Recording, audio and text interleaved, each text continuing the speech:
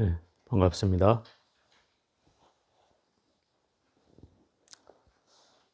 우리 성가기감 저녁반 수업은 오늘 첫 번째 시간입니다.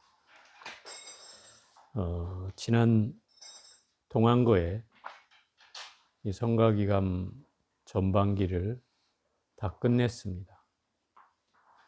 그래서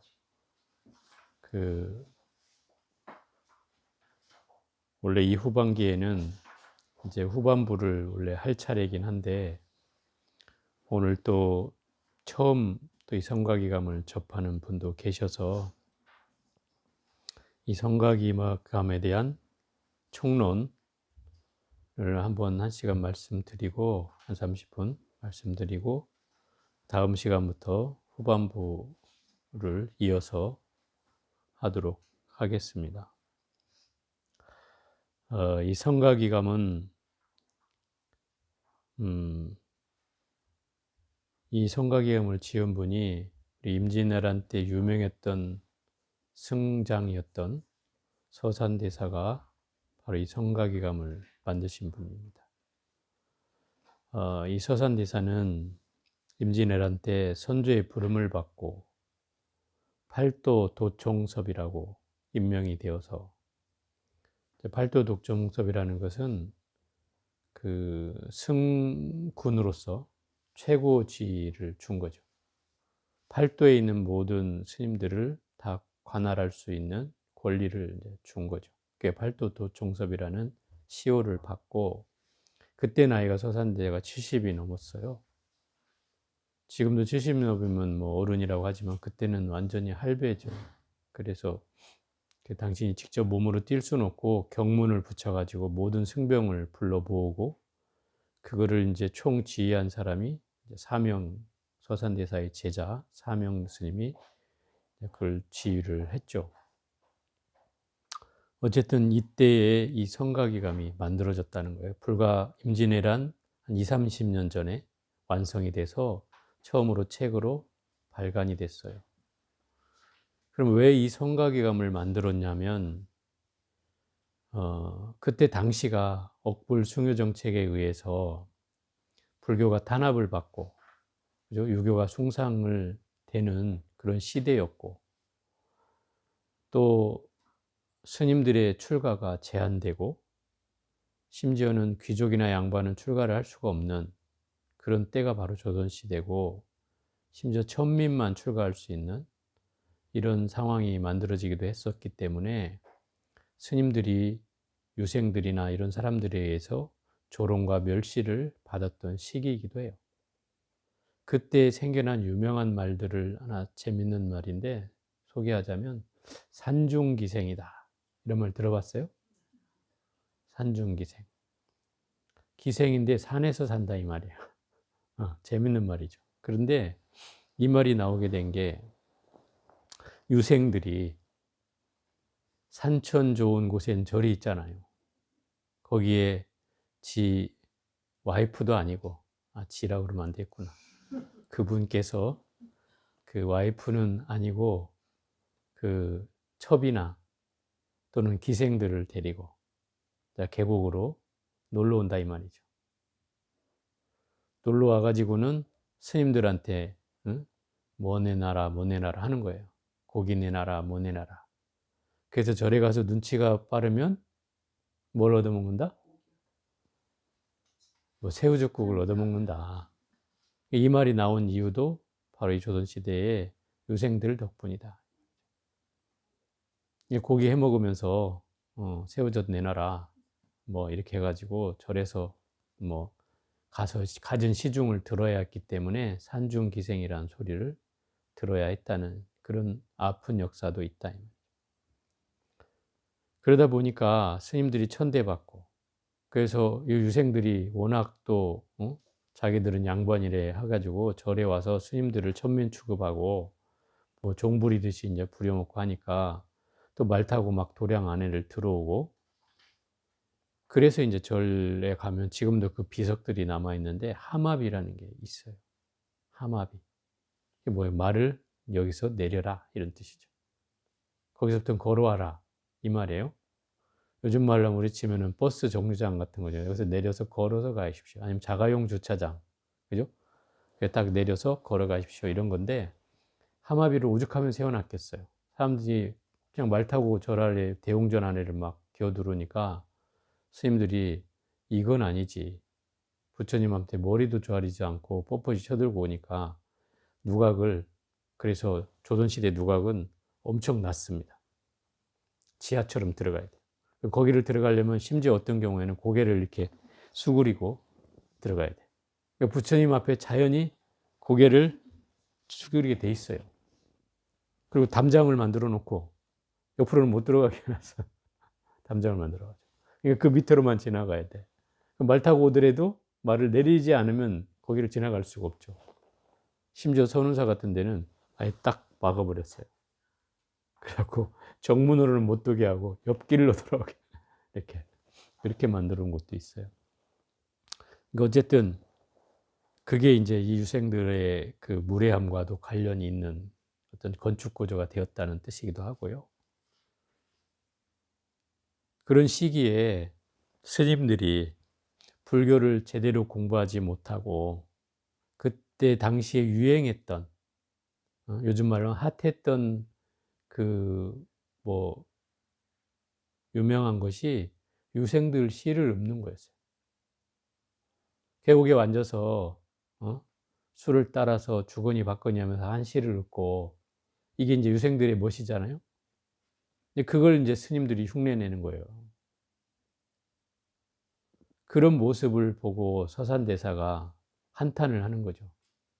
작금에 이르러서 중들이 부처님 말씀은 공부하지 않고 유생들의 19절이나 조잘되고 그걸 자랑 삼아 외웠다고 뭐 자랑하고 한다. 이런 현실을 개탄하면서 뭔가 제대로 된 승풍 또는 제대로 된 수행 가풍을 일깨우고 그 수행 가풍을 제대로 된 본령을 찾을 수 있는 그런 책을 만들어야 되겠다 해서 만들어진 것이 바로 이 성가귀감이에요. 물론 이 서산대사는 유가에나 또는 도가에 아주 그 달통을 하셔가지고 성가귀감뿐만 아니라 유가귀감 또 도가귀감 등의 책을 또 남겼다. 스님의 입장에서 유가를 어떻게 그 정리를 해가지고 글을 썼고 또 도가에 대한 것도 이제 글을 써서 정리를 했다 이 말이죠. 그래서 유불선에 아주 이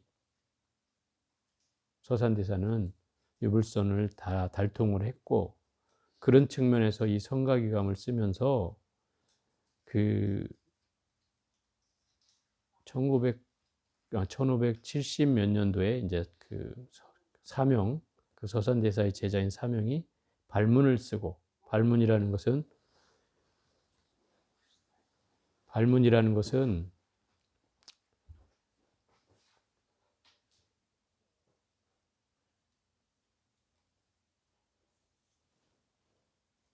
그 뭡니까? 머리글에다가 이 글이 어떻게 사람들에게 알려지고 또 이 성가귀감이 어떻게 사람들한테 전송이 될 것인지에 대한 뭐 권선문 같은 그런 내용을 담고 있는 것이 발문이에요. 그래서 사명대사 그 발문을 붙여가지고 1579년에 이게 간행이 정식적으로 되게 된다. 물론 그 이전에 책은 썼지만, 그래서 임진왜란 불과 20, 30년 전에 이 책이 만들어졌다는 뜻이에요. 시대가 암울한 시기였을 거 아닙니까? 그리고 이미 승풍이라는 것이 땅에 떨어지고 또 유생들에게 천대받고 또 스님들조차 그 유생들의 시나 읊어대는 그런 상황에서 이 서산대사가 이 성가귀감을 지어서, 이 성가귀감은 수행의 가풍이 어디서 근거하는지 또 그 가풍의 근본적인 의미는 무엇인지 그 본질을 어떻게 수행해야 할 것인지 수행 방법까지 해서 결론을 이루고 있어요. 이런 내용으로 그 책을 써놨단 말이죠. 결국은 요즘 시대에 한번 떠올려 볼까요? 이게 약 한 500여 년 전에 쓰여진 책이라면 그 시대의 상을 반영해서 쓴 책이 아니겠어요? 500년이 지난 지금은 어떤 상황인가? 유교 대신에 지금은 기독교라는 게 팽배해져 있고, 그죠? 심지어 뭐 스님들이 천대는 받진 않지만 그 다른 종교인들로부터 아직도 구원을 받으라 하고, 뭐 예수를 믿으라 하고, 저도 몇 번 당했습니다. 심지어 부처님 오신 날 절 앞에서 찬송가를 부르고, 이런 형태가 아직도 있다는 거죠. 그들은 우리를 불쌍히 여겨서 저들을 구원하고야 말겠다는 강한 신념이 있지만, 어쨌든 이게 종교적인 문제로 또 파생이 되어서 종교 간의 대립의 씨앗이 되고 있는 형국이기도 합니다. 어찌됐든 지금의 현실은 결국 그런 종교적 흐름 속에서 불교인들이 수행의 가풍을 배우지 않고 세속적인 학문이나 세속적인 명리나 권력에 탐하는 그런 시대적 흐름을 지금 갖고 있는 시기다. 결국 500년 전의 시대나 결코 다르지 않다라고 볼 수 있습니다. 그러니 이 성가기감이라고 하는 것은 500년이 지났다 해도 결국 이 시대에도 당연히 읽혀져야 될, 그리고 우리가 수행가풍으로서 제대로 수행가풍을 세워야 할 가장 당연한 책무가 있을 뿐만 아니라 그 본령이 써져 있는 바로 이 성가기감을 공부하는 것은 바로 그런 의미가, 역사적 의미가 있다는 것을 우리 인지할 필요가 있습니다. 이 성가기감은 5개의 그 구조로 되어 있어요. 첫 번째는 원리를 설명하는 것이고, 그 원리는 바로 한물견에 대한 의미예요. 이 얘기는 선의 본령이기도 하죠. 일물어차하니 소소영령하여 부중생 부중멸하니, 응? 뭐죠? 그 다음에 이름을 지을 수도 없고 모양을 생각할 수도 없다, 이렇게 말하는 거예요. 한물건이 밝고도 밝아서 나는 바도 없고 죽는 바도 없고 사라지는 바도 없고 모양을 지을 수도 없고 이름을 붙일 수도 없다. 이게 이 성가기감의 제1구 본령이에요. 이게 결국 성가기감의 시작이자 저는 결론이라고 생각이 들어요. 이걸 규명하기 위해서 이 성가기감은 쓰여졌다는 얘기예요. 그러면 한 물건이라는 게 뭘까요? 부처님께서 말씀하신 많은 의미들 가운데, 또 선사들이 얘기하는 수많은 얘기들 가운데 바로 다 똑같은 의미예요. 마음이라고 하는 것에 대한 의미를 왜 한 물건이라고 했느냐 이 말인 거죠. 사실 어떤 선사는 그러죠. 한 물건이라 해도 맞지 않다. 마치 이 한 물건이라는 것은 이런 뜻이에요. 우리가 영어로 얘기한다면 that 하는 뭐 지시 대명사 같은 거 있잖아요. 그것 이렇게. 그 말이에요. 한 물건이라는 건 그런 뜻이에요. 그것. 바로 그것이다. 마음이라고도 얘기하지만 한 물건이라고도 얘기하고 또 그것이라고도 얘기하고 또 불성이라고도 얘기하고 주인공이라고도 하고, 그죠? 또 진여라고도 하고 열애장이라고도 하고, 이게 수많은 표현을 한다 이 말이에요. 그게 다 같은 의미예요. 그럼 왜 이렇게 표현이 많을까? 왜 이렇게 표현이 다양할까? 그것은 딱히 뭐라고 정의할 수 없기 때문에 이런 많은 개념이 생겨난다는 뜻이에요. 한번 생각해 보세요. 우리가 마음이라는 거는 때로는 이게 생각이라고도 해요. 그죠? 마음이 뭡니까? 그러면 생각이라고도 한다 이 말이에요. 뭐 생각이라는 건 여러분들이 눈에 보여요, 안 보여요? 안 보이죠. 모양이 있어요, 없어요? 없죠. 이름이 있어요, 없어요? 없어요. 그러니까 이 얘기를 하는 거예요. 한 물건이 소소영령하여 밝고도 밝아서 태어난 바도 없고 죽는 바도 없고 이름 붙일 수도 없고 모양을 지을 수도 없다. 바로 이거예요. 어떤 것도 갖다 이름 붙일 수 없다는 뜻이죠. 그게 바로 우리의 마음이고 한 물건이고 불성이라는 거예요. 그걸 규명하는 것이 우리가 말하는 수행인 거죠. 그걸 찾아 들어가는 거예요. 대체 그게 뭘까? 그 마음이라는 게 뭘까? 여기서 말하는 한 물건이라는 게 뭘까? 또 불성이라는 게 뭘까? 주인공이라는 게 뭘까? 이걸 찾아내는 게 바로 이 성가기감의 제일 중요한 키워드다. 이 원리를 공부하기 위해서 수많은 이제 논리들이 성립되는 거예요. 그래서 불가에서 말하는 대표적인 가르침을 두 개로 나눈다면 바로 교와 선이다. 이렇게 얘기한다. 교는 부처님 말씀 가르침이고 선은 그걸 실천해내는 거다. 이론과 실천이라고 얘기할 수 있죠.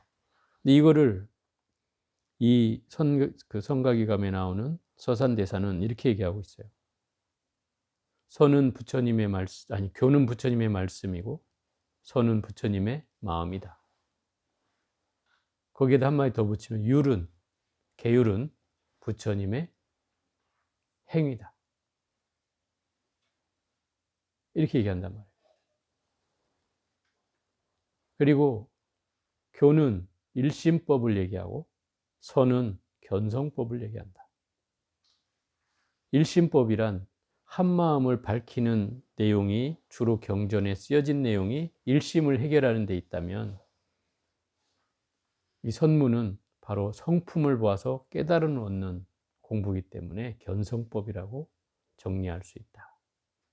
이렇게 얘기하는 거예요. 그래서 비유를 들기를 이 교는 활이고 이 선이라는 건 활줄이다. 이렇게 표현하고 있다. 우리가 활을 보면은 이렇게 잡아다닐 때 활 시를 잡아다니잖아요. 그죠? 이게 시인가? 이게 활을 이렇게 잡았답니다. 그러면 예를 들어서 시위는 이렇게 구부러져 있잖아요. 그죠?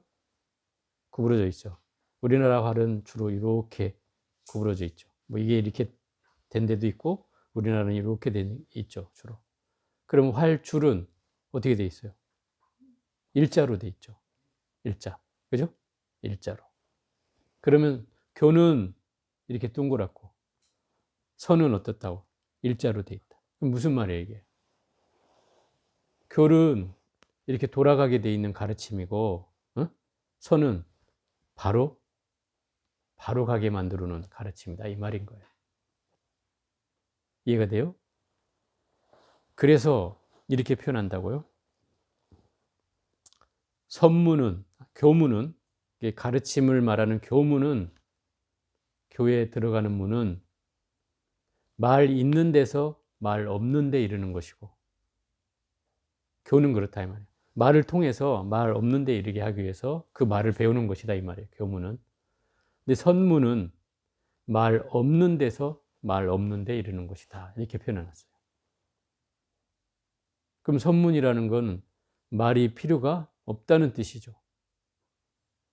그래서 옛날 부처님께서 가섭존자에게 삼처전심이라는 거 들어봤죠. 꽃을 들어 보이고, 그죠?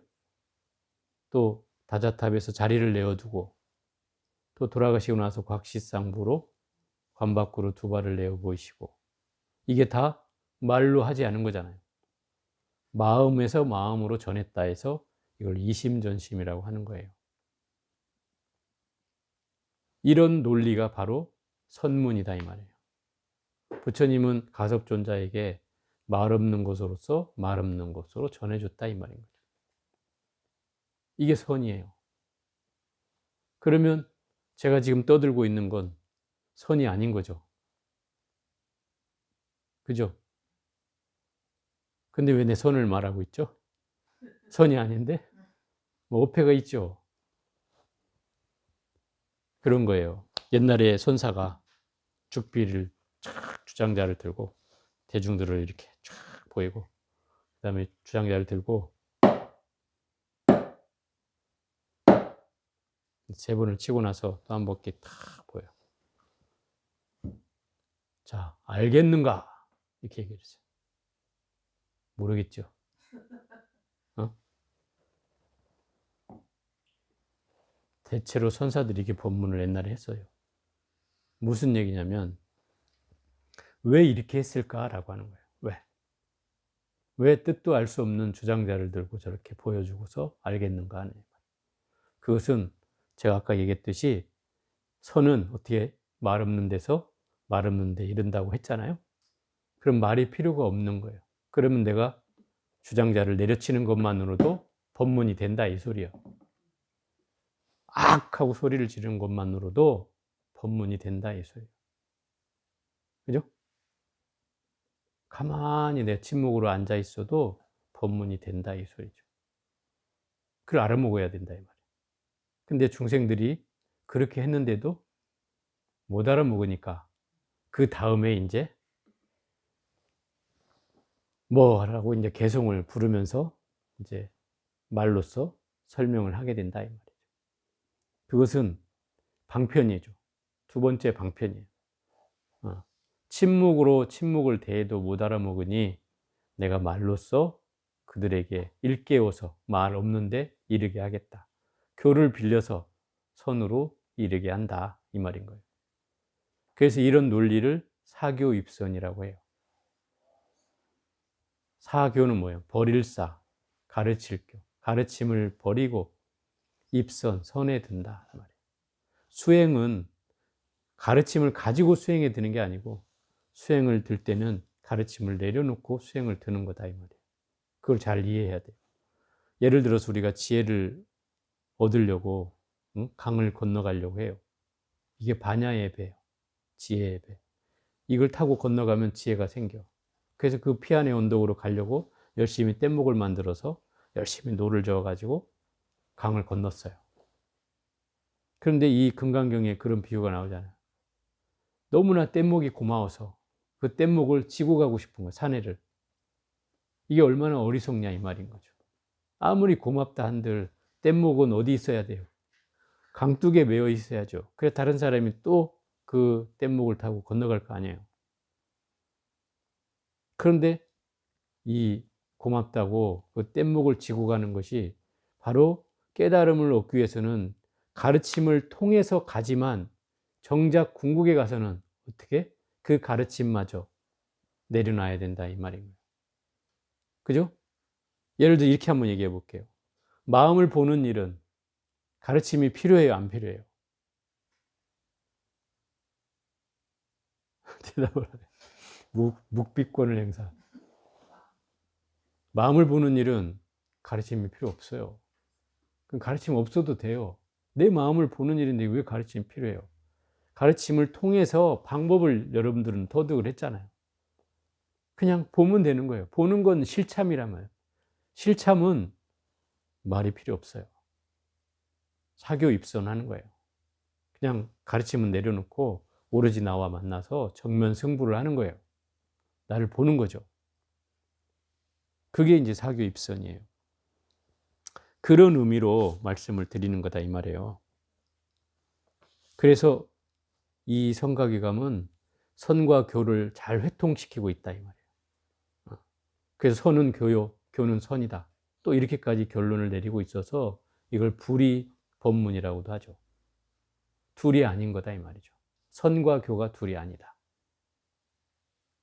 교는 선으로 나아가는 뗏목과 같은 것이고 또 선으로 나아가면 당연히 교는 또 내려놓는 것이다 이 말이에요. 그렇지만 선과 교는 항상 둘이 아니에요. 왜? 선은 교에서 나왔고 교는 또 선을 만들어주고 있기 때문에 그 근본 이념은 다르지 않다라고 얘기하고 있는 거죠.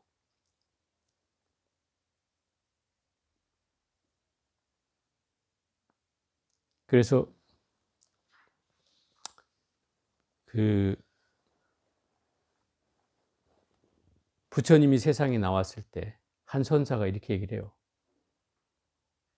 우리는 부처님이 세상에 나와서 탄생계로 외친 게 천상천하 유아독존 삼계계고가 당한지, 그죠? 하늘 위 하늘 아래 나홀로 존귀하다. 삼계가 괴로움의 바다이니 내 일을 편안케 하리라. 이 부처님이 탄생하면서 읊었다는 개송이에요. 이 얘기는 부처님이 정말 그때 뭐 읊었냐 안 읊었냐를 따지는 게 문제가 아니라 부처님이 이 땅에 오신 뜻을 설명해 주는 대목이다, 이 말. 상징적으로. 그럼 결국 괴로운 중생들을 어떻게 그 괴로움을 벗어나게 해주기 위해서 부처님은 이 땅에 오셨다는 거예요. 그래서 부처님은 괴로움을 해결해 주는 분이기도 하다, 이 말이에요. 왜? 그걸 구제하기 위해서 이 땅에 오셨으니까. 그래서 우리가 살고 있는 세계를 뭐라고 해요? 사바세계라고 그러잖아요. 사바세계는 어떤 세계를 말하냐면 고통이 반쯤 있어서 고통을 견딜 만한 그런 세상이다. 그래서 이걸 가민 세계라고 해요. 가민 세계. 고통을 감내할 만한 그런 세계다. 물론 괴로움도 있지만 그 괴로움을 막 죽도록 괴로움이 오는 건 아니고 견딜만 할 만큼은 오는 곳이다. 그게 사바세계다는 거예요. 그래서 그 사바세계에 살고 있는 중생들을 구제하겠다고 오신 분이 바로 석가모니 부처님이다, 이 말이에요. 그래서 그런 탄생기가 등장하는 거예요. 그런데 옛날 선사가 이렇게 그래요.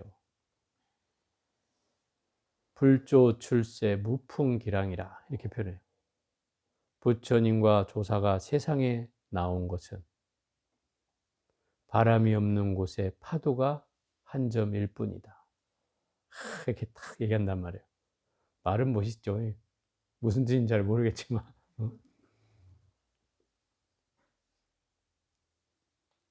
결국 바람이 없는데 파도가 인다. 이건 어떤 뜻일까요? 파도는 바람이 있어야 이는 거잖아요. 그럼 뭐 비정상적이라는 거죠.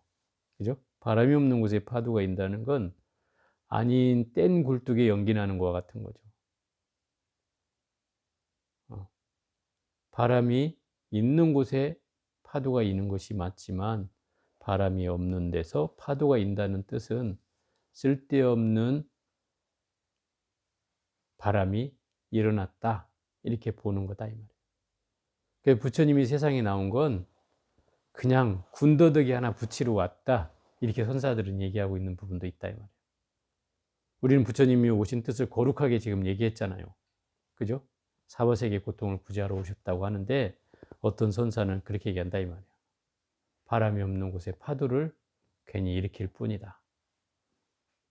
그러면 부처님을 깎아내린 것도 하지만 우리가 부처님을 집착하고 부처님의 가르침을 엄청이나 함부로 할 수 없다는 그런 당위성으로 바라본다면 이 말은 참 이해가 되지 않는 말이지만 우리가 또 그런 거죠. 살불살조, 부처도 죽이고 조사도 죽여라 하는 말을 들어보면 아니 어떻게 부처님과 조사를 죽이란 말이지? 이렇게 얘기하지만 이것은 이와 같아요. 나의 본령의 마음을 깨닫는 일은 조사가 해줄 수 없고 부처가 해줄 수 없다는 뜻이에요. 그럼 누가 해야 돼요? 내가 해야 된다는 뜻이죠. 그래서 부처도 죽이고 조사도 죽이라고 하는 거예요. 거기에 걸리지 말라는 거예요. 부처님의 가르침도 버려야 하지만 부처라는 그 우리가 숭배하는 그런 마음, 또 조사의 말은 거역할 수 없다는 그런 태도를 다 치우고 오로지 나의 본령과 만나서 다이렉트로 직접 공부를 하는 것이, 맞닥뜨리는 것이 진짜 공부지. 부처님은 이렇게 말씀하셨으니 이렇게 해야 되고 조사는 이렇게 말씀하셨으니 이렇게 해야 된다는 그런 것에 걸리면 이 공부는 더 깊이 나아갈 수 없다는 뜻이다. 이게 이제 이 성가귀감에 이런 말도 실려 있어요. 그래서 선이라는 건 가섭으로부터 등장하고, 그죠? 부처님의 가르침을 이은 제자가 가섭이고, 그 가섭의 법을 이은 제자가 안한인데, 아나는 교회의 문을 연 사람들이에요. 교회, 가르침의 바다를 연 사람이다. 왜 아나는 가르침의 바다를 열었을까요? 아나는 수많은 500명의 아라한이 모인 데서 당신이 들었던 부처님의 말씀을 한자도 틀림없이 대중들 앞에서 설을 하고 대중들이 그것을 추인하면 그게 경전으로 만들어졌어요. 부처님 돌아가시고 난 이후에. 그래서 우리가 경전에 보면 여시야문이라고 나오는 것은 다 내가 이렇게 들었다 하는 내라고 하는 말은 바로 아난존자라는 말이죠. 아난존자. 아난존자가 나예요. 나는 이렇게 들었다라고 대중 앞에서 얘기하면 그거를 500명의 대중이 전부 다 맞다 해야 만장일치가 돼야 그게 경전으로 채택이 됐어요. 만약 한 사람이라도 나는 다르게 들었다 이러면 그건 폐기되는 거예요. 그렇게 해서 경전이 팔만대장경이 부처님 당시에는 그 쓰여 있지 않았어요. 언어가 없었다 이 말이에요. 언어가 없은 게 아니고 종이나 책이 없어서 만들지 못했어요. 그러면 다 입으로 구전으로 외워서 전했다는 뜻이에요. 그때는 경전을 다 외웠어요. 글이 없었으니까 당연히 외워야 됐죠. 그러니 지금 생각해 보면 우리는 지금 태어난 걸 너무 다행스럽게 여겨야 된다. 만약 경전을 그때처럼 외우라고 했다면 아마 우리는 쫓겨났을지도 모른다. 지금 이 순간에. 근데 그때 당시에는 어쩔 수 없었기 때문에 대중들이 다 경전을 외웠다는 뜻이에요. 전체를 다 외우면 그런 사람을 뭐라고 그래요? 삼장법사라고 해주는 거예요. 어? 우리 손오공에 나오는 삼장법사가 그 현장 스님이 바로 이 경전을 다 외웠기 때문에 삼장법사로 풀린 거예요. 삼장이란 바로 경률론 3장을 다 터득을 했다, 다 외웠다 이런 뜻인 거죠. 결국은 이 부처님 가르침이라고 하는 건 바로 이 아난존자가 만들어 놓은 것이고 율은, 계율은 누구예요? 우바리존자가 지게제일 우바리존자가 설해놓고 또 선은 가섭존자가 해놓은 것이다. 그게 시초가 되어서 불교의 맥이 흘러져 나온 거죠. 이런 내용까지 이 성가기감에 고스란히 정리가 되어 있습니다. 그래서 우리가 마음에 관한 일은 선이라고 했고 말씀에 관한 일은 교라고 했어요. 부처님 말씀은 교요, 부처님의 마음은 선이다.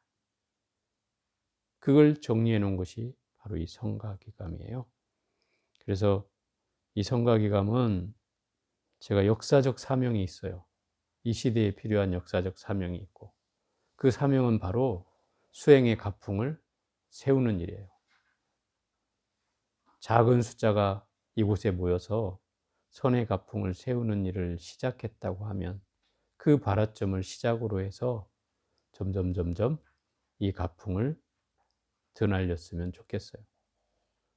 다시금 얘기하면 불자들이 지금 우리가 절에 다니고 있는 불자들이 99.9%가 다 절에 가서 복을 바라고 또 뭔가를 해달라고 부처님께 매달리고 또 스님께 기도해달라 하고 하는 곳으로서 절을 다니는 신도가 거의 99.9%죠. 정작 부처님이 말씀하신 가르침은 외면하고 또 부처님이 하라고 하는 수행은 도외시한 채 그런 가풍으로 나아가고 있는 사람들이 다죠, 다.